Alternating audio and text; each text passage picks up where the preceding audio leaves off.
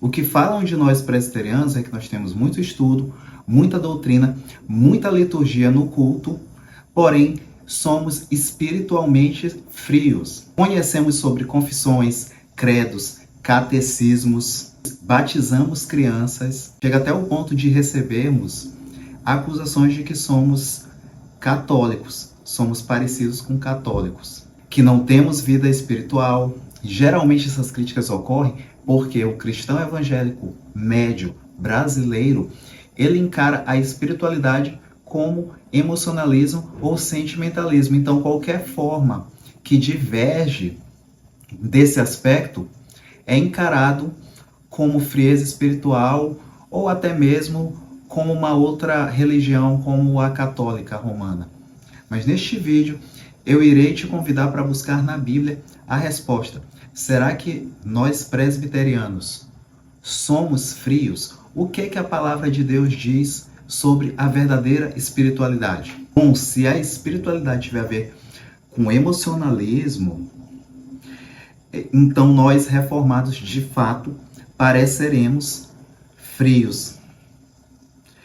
Mas quando comparamos espiritualidade bíblica, que está baseada o quê? Nas boas obras, nos frutos do Espírito Santo, temor de Deus, domínio próprio, uma vida transformada, uma genuína conversão, então talvez o problema não seja em sermos reformados, em sermos mais litúrgicos, mais estudiosos da palavra, mas sim na definição moderna que o cristão evangélico tem acerca do que é espiritual e do que é a espiritualidade. Hoje vamos responder à luz da Escritura, da tradição reformada, se nós presbiterianos somos mesmos frios ou simplesmente nós levamos e entendemos as coisas do Senhor como sérias, como algo que deve sim ser buscado na fonte, na nossa regra de fé e prática, que é a palavra de Deus. Com certeza, se você é de outra denominação evangélica, você já ouviu. Os presbiterianos, eles são frios. O culto dele parece uma liturgia, parece uma missa católica. Não há espontaneidade. As pessoas não glorificam a Deus durante o culto. Com certeza você já deve ter ouvido isso, caso você não seja presbiteriano e caso tenha conhecido a igreja ou a doutrina presbiteriana por conta do relato de terceiros.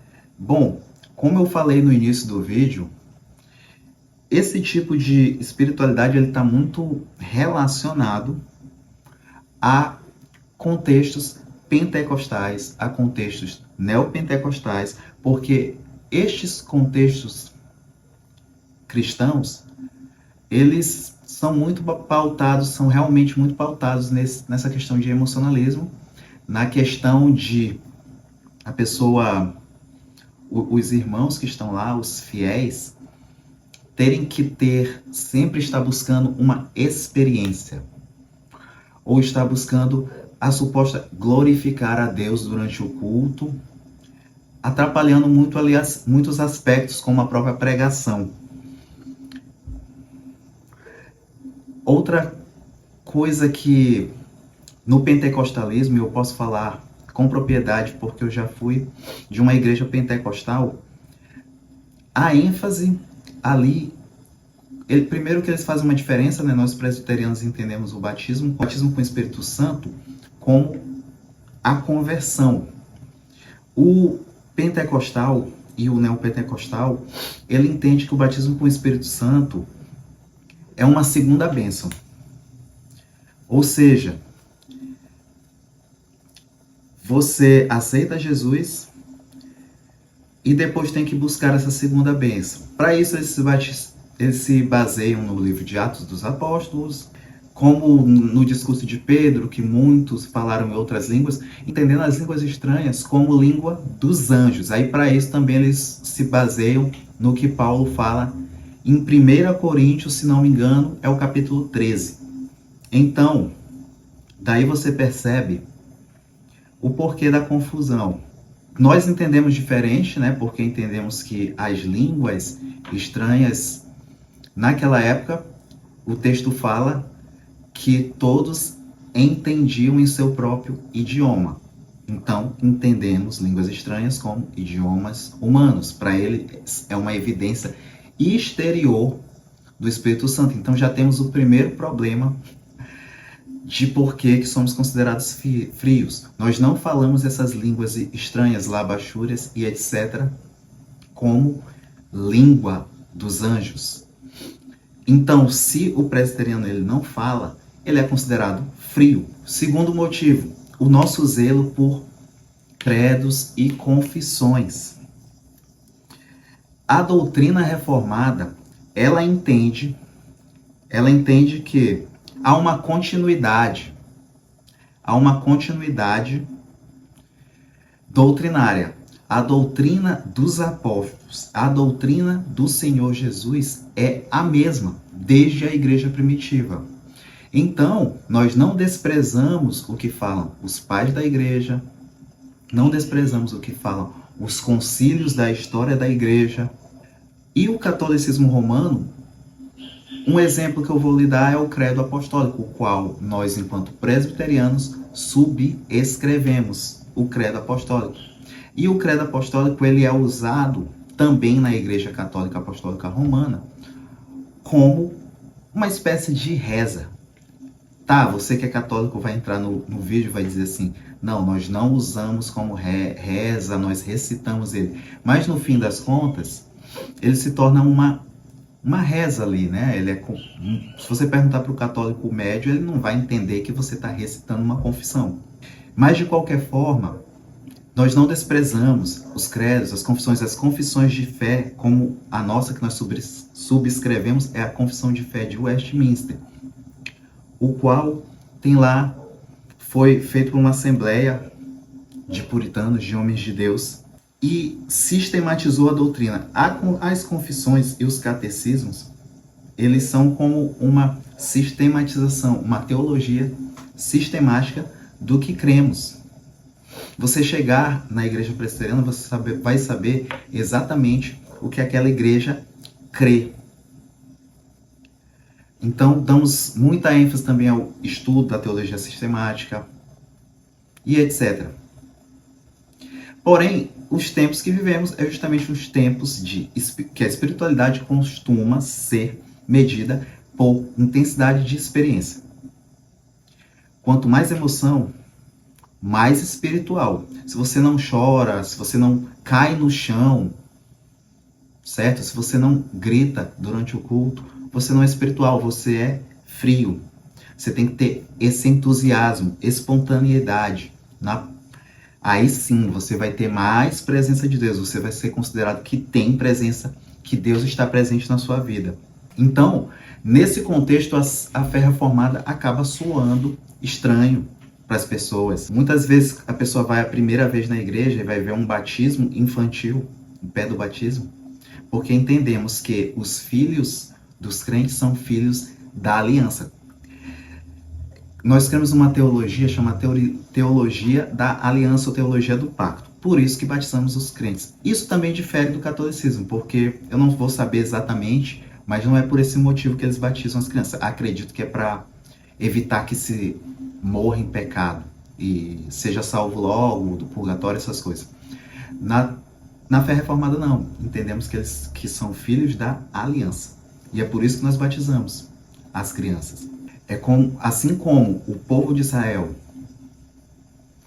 circuncidava os seus filhos por entender que eles eram filhos da aliança, nós batizamos os nossos filhos. A circuncisão é como se fosse uma sombra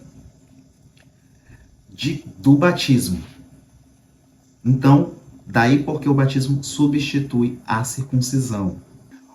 Outra coisa é que o culto reformado, ele dá ênfase à palavra de Deus. Então, a pregação expositiva da Escritura é uma das partes mais importantes do culto. Por quê? Porque é o próprio Deus falando por meio do pregador, por meio da sua palavra. Então, principalmente os círculos neopentecostais, muitos deles têm uma pregação de 15 minutos, 10 minutos, parece uma homilia católica, né? Que a homilia, eu acho que a homilia na Igreja Católica, ela tem cerca de 10 minutos. E a pregação expositiva às vezes tem 50 minutos, até 1 hora. Então é mais uma coisa a se estranhar e parecer monótono, o culto parecer frio. Outra coisa que difere os presbiterianos, o que pode, em muitos casos, fazer com que sejamos considerados frios, é o princípio regulador do culto. Somente o que é elemento de culto nós consideramos no culto. Nada de danças, nada de apresentações teatral. Não é o ser humano que tem que estar em evidência, mas Deus. Eu sei que a Igreja Presbiteriana do Brasil, por exemplo, que é a igreja que eu me congrego, inclusive, ela talvez não tenha aquela tradição mesmo bem reformada, como de algumas igrejas reformadas, da salmodia ou louvor à capela. Porém, ainda assim, o princípio regulador de culto, ele evita, ou pelo menos busca, deve ser evitado buscar que o ser humano esteja ali em evidência. O que não acontece, às vezes o culto vira uma apresentação nessas outras igrejas.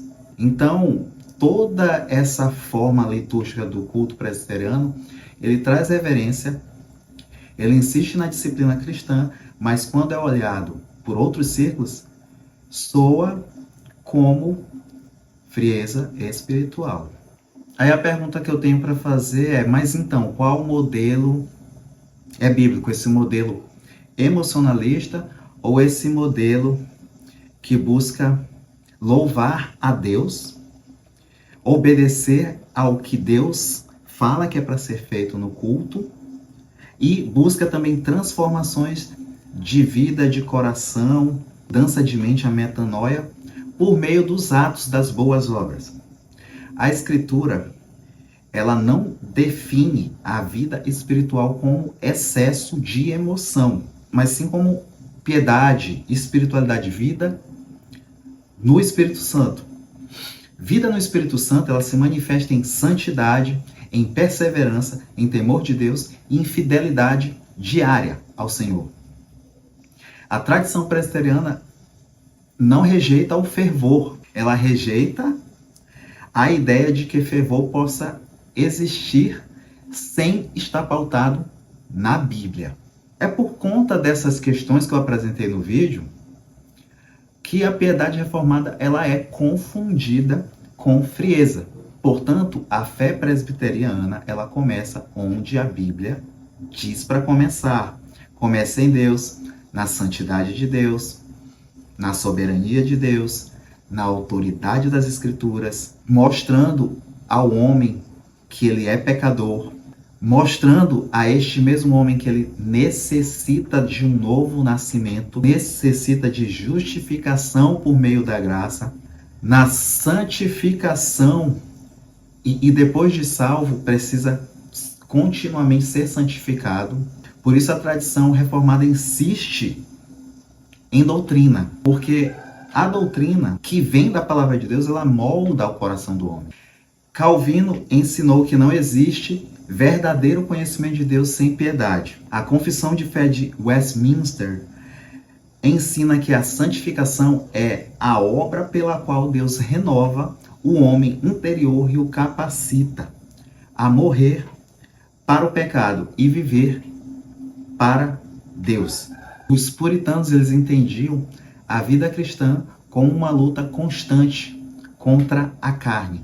E os covenanters, eles diziam que Cristo reina sobre todas as áreas da nossa vida. Portanto, a gente observa que todos esses aspectos que eu apresentei no vídeo, eles não produzem frieza. Eles produzem reverência, produzem seriedade, produzem temor de Deus, produz homens que vivem diante de Deus. Para tudo isso, não há necessidade de você ser um crente barulhento, um crente que grita, ou um crente que usa jargões evangélicos, enfim, né? Sabe aquela linguagem, aquele evangeliquez? Não, a vida cristã ela é baseada na piedade e no obedecer aos mandamentos do Senhor. Obviamente, a gente tem que ser honesto que existem muitos presbiterianos, sim, que não só parecem, mas de fato são frios. Mas isso não está atrelado ao presbiterianismo ou ao que é ensinado pelas confissões. Às vezes é só falta de busca do Senhor, daquela pessoa, falta de caráter de Deus, falta, na verdade, de uma vida qual ele busque a santidade em Deus. Porque não adianta, muitas vezes, um homem ser litúrgico ou conhecer da confissão, porém, não buscar Deus em oração. Falar de 5 solas, de tulip, de arminianismo, porque sim, eu falei do evangeliquez, mas existe uma linguagenzinha também reformada aí, de arminiano, calvinismo, e o tempo todo na boca com essas questões mais tradicionais, reformadas, salmodia exclusiva, etc. Mas que não tem uma vida de piedade. É muito interessante, eu assisti um vídeo do pastor Alain René recentemente, o qual ele falava disso, que os puritanos e os governantes, eles não eram somente litúrgicos a defender salmodia exclusiva, defender todos esses pontos mais polêmicos que muitas vezes nem a IPB aplica. Não era só isso, eles tinham toda uma vida voltada para o Senhor. Não adianta você ser só litúrgico e não ter uma vida espiritual voltada para o Senhor. Aí sim, você vai parecer um crente meramente frio. Portanto, ortodoxia sem conversão não produz vida espiritual. Sem conversão, sem regeneração, sem santificação, sem mortificação, não existe vida espiritual voltada para o Senhor. Existe apenas aparência. Portanto, a tradição reformada também ela sempre bateu de frente com esse tipo de hipocrisia. Como falei anteriormente, os puritanos, os governantes, tinham uma vida, aquilo que a gente fala de um padrão mesmo de excelência de santidade, de modo que não se tratava só de culto e da liturgia, não, era toda a sua vida, do dia a dia. Uma vida que agradava a Deus não só em aparência, mas nos seus atos, nas boas obras de piedade. Para isso é necessário um coração transformado. A Bíblia fala que o homem natural está morto em seus pecados. Ou seja, ele pode aprender doutrina, pode frequentar a igreja, pode adorar costumes cristãos, mas só o Espírito pode dar vida. Cristo disse que é necessário nascer de novo. Então Deus precisa regenerar para que haja a verdadeira conversão e a verdadeira espiritualidade. Não espiritualidade baseada em sensações, em emoções, enfim, esse tipo de coisa aí que a gente vê nas seitas neopentecostais, mas uma vida marcada por arrependimento, perseverança, mortificação da carne, amor à verdade, temor do Senhor. Portanto, o presbiteriano, um homem que é verdadeiramente reformado, ele não é frio, ele é sóbrio, ele é sério em Deus, ele é grave, tem gravidade. Ele não vive em entusiasmos momentâneos, ele vive diante de Deus, ele leva pecado a sério, ele leva a graça a sério, ele leva a santidade a sério. Toda essa vida de espiritualidade depois aparece no lar, na igreja, no trabalho, na luta secreta contra o pecado, na fidelidade quando ninguém está vendo. Essa espiritualidade bíblica é espiritualidade de fato reformada. Então, nesse vídeo nós procuramos responder que os presbiterianos não são frios. Acredito que chegamos a esse objetivo, porque a Bíblia chama de vida espiritual outra coisa, algo que não está atrelado meramente à emoção, aos olhos humanos, ou aos olhos evangelicais. A espiritualidade, a fé reformada parece fria, mas é uma espiritualidade que busca a soberania de Deus, o temor de Deus, a obediência, a perseverança. Portanto, não é fria. Busca Deus em profundidade. Busca que o homem se humilhe diante da soberania de Deus. Forma homens para não viverem para si mesmos, mas para a glória de Deus. Portanto, busque a Deus dessa forma. E eu convido que você faça a inscrição no canal, conteúdo.